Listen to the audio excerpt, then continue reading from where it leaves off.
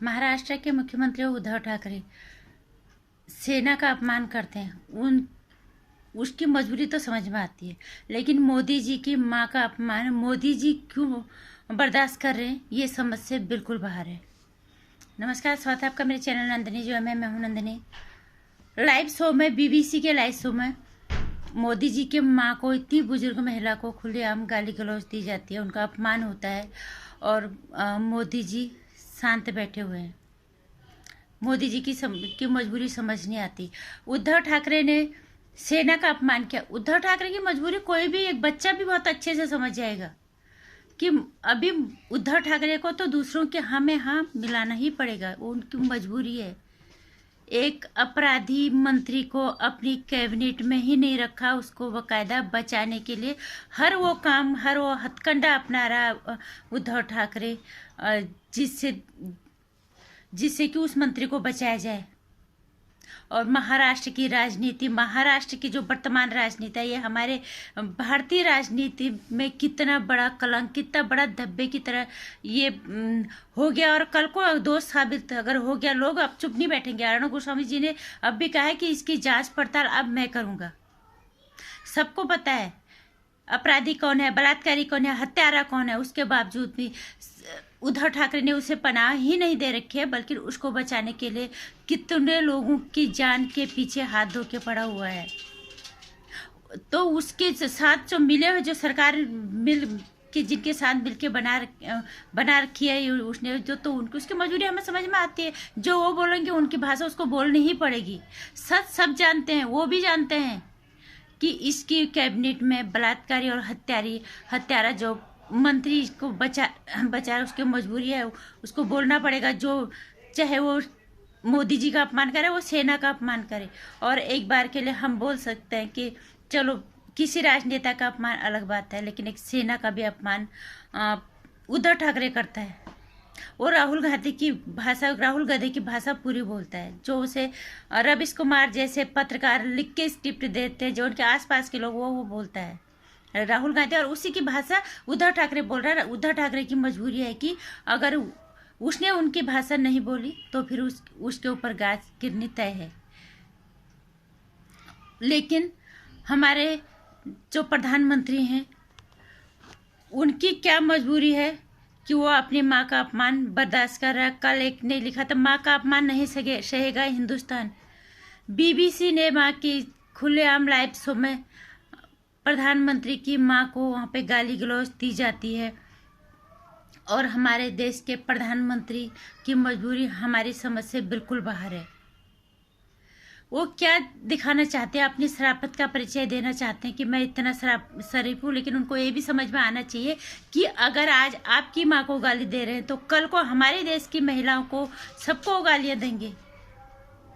वो आपकी माँ भी हो कि हिंदुस्तान की महिला भी हैं, उनका अपमान आप कैसे बर्दाश्त कर सकते हो। और सबसे बड़ी चीज़ कि इतने भारी भरकम मतों के साथ जिस जनता ने आपको वहाँ बिठाया है, आप उस जनता के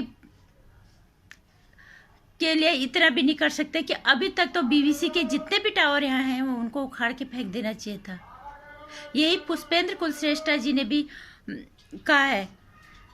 उनका कहना है कि माननीय प्रधानमंत्री जी, 56 इंच की जो आपकी छाती है, इसका क्या आप अचार डालोगे?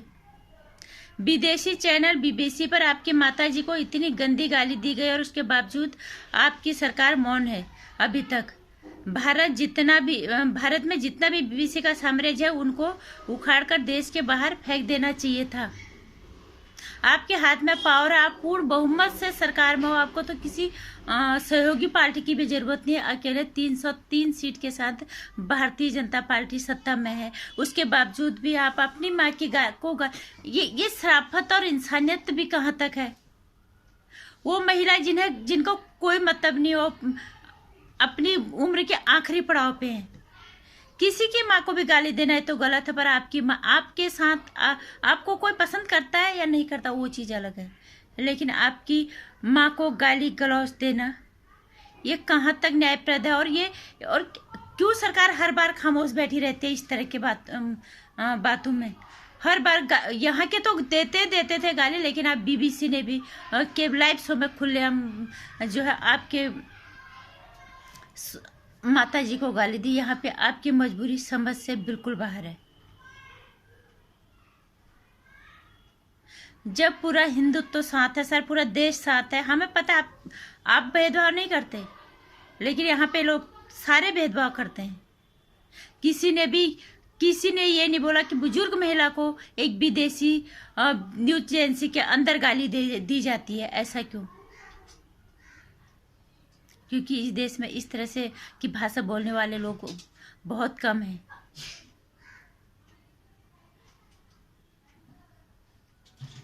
और लेकिन आपकी मजबूरी समझ से बिल्कुल बाहर है। और सारे लोग, जितने लोगों ने आपको वोट दिया है इतने मतों से जितने लेकिन आप जब अपनी माता का अपमान बर्दाश्त करें तो आप किसी और महिला का अपमान क्या उसके साथ आप खड़े हो पाओगे? और बाहर की ये न्यूज एजेंसी बीबीसी, इसको बर्दाश्त करने का क्या मतलब बनता है? इसके खिलाफ कार्रवाई क्यों नहीं होती?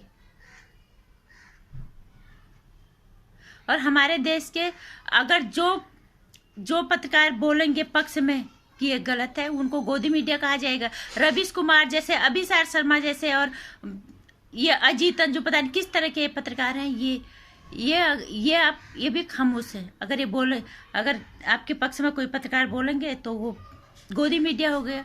और अभी गालियां दे रही है तो ये खुश हो रहे हैं। ये शायद भारत की इस तरह की सोच वाले लोगों के घरों की ये संस्कार होंगे, लेकिन मुझे नहीं लगता है हिंदुस्तान के या सनातनी संस्कृति है कि किसी महिला का इस तरह से अपमान किसी को भी बर्दाश्त करना चाहिए। और ये हमारे देश में हर दफे होता है। जब भी कोई बाहर से आता है, वहाँ पे भी कोई भी बाहर वाला किसी भी तरह से हम पे गलत टिप्पणी करता है या कुछ भी कोशिश करता है करने की, तो वहाँ पे हम एकजुटता का प्रमाण बिल्कुल नहीं देते। वहाँ पे कोई ये नहीं देखता कि ये पक्ष है या विपक्ष है, हम इस पार्टी को पसंद करते हैं या नहीं करते। वहाँ पे हम एकजुट होके उसके खिलाफ बोलने की हिम्मत कोई नहीं करता, चाहे वो भारतीय जनता पार्टी के समर्थक हो, चाहे वो किसी और पार्टी के समर्थक हो, चाहे भारतीय जनता पार्टी वालों के लिए बोला हो या किसी विपक्ष पार्टी के वालों के लिए। और मुझे तो ऐसा लगता है सबको बोलना चाहिए। जब एक महिला का अपमान होता है किसी के साथ भी, अगर हमारे देश के अंदर कोई बाहर से आके कुछ भी बोलता है, कुछ भी करता है, तो उसके खिलाफ सबको एकजुट हो जाना चाहिए। यही एकता का प्रमाण है। और यही एकता का प्रमाण जब हमने नहीं दिया तब तक हमारा देश गुलाम हुआ है। कभी मुगलों का तो कभी अंग्रेजों का, और कभी किसी और धर्म में आके और जाति धर्म के लोग हम पे हावी हुए हैं, बाहर के लोग हम पे हावी हुए हैं। जब हमने अपने बिखराव को दिखाया है लोगों को, तब लोग हम पे हावी हुए हैं बाहर के। और जब तक हम एक नहीं होंगे तब तक यही होगा। राजनीति में पक्ष और विपक्ष अलग चीज होती है, लेकिन जब कोई विपक्ष का क्या मतलब होता है, जब कोई बाहर का इंसान आके हावी होता है तो उसको रोकना चाहिए। अगर कोई विपक्ष पे ही बाहर का इंसान किसी को टीका टिप्पणी करता है तो सबको वहाँ पे एक आवाज में अपनी आवाज़ उठानी चाहिए, एकजुटता का प्रमाण देना चाहिए। नहीं तो फिर वो दिन दूर नहीं कि जब हम फिर से किसी और मुल्क का, किसी और जाति धर्म के फिर से हम गुलाम हो जाएंगे। और खासकर जहाँ तक आप महिला सम्मान की बात करते हो, अगर एक प्रधानमंत्री की माँ को नहीं छोड़ा गया तो फिर हिंदुस्तान की हम किस महिला को सुरक्षित या रहने की सोच सकते कि ये सुरक्षित रहेगी, या इसको गाली गलौज देंगे तो इसके साथ कोई खड़ा हो जाएगा। और उनका तो समझ नहीं, लेकिन मोदी जी की मजबूरी अभी तक समझ नहीं आई कि वो इस तरह के हरकत करने वालों के खिलाफ कोई कार्रवाई क्यों नहीं करते। बीबीसी जैसा न्यूज एजेंसी जो बाहर की है, इसको उखाड़ फेंकने की हिम्मत नहीं करते, इनके खिलाफ कुछ करने की मैं अपनी ताकत यहाँ पे नहीं दिखाते, जबकि उनको पता है ज़्यादा लोग उन्हें पसंद करते हैं, उनके साथ पूरा देश खड़ा है। यहाँ पे आपको बोलना चाहिए। और बाकी आपकी मजबूरी आप ही जाने। अगर ये शराफत है ये तब भी ठीक नहीं है। कितनी गाली सुनने की भी एक हद होती है। यहाँ के तो गाली देते ही थे, और उनको भी हिम्मत तभी पड़ी जब यहाँ के लोगों को देखा कि यहाँ के लोग प्रधानमंत्री की माँ को गाली दे रहे, तो बाहर वालों को क्यों हिम्मत नहीं पड़ेगी।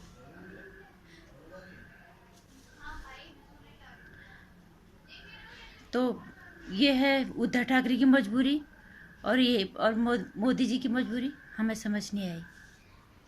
नमस्कार। मेरा वीडियो अगर आपको मेरे विचार आपको समझ आए तो शेयर कर देना। अगर थोड़ा पसंद आता है तो लाइक भी कर देना। चैनल को सब्सक्राइब कर लेना।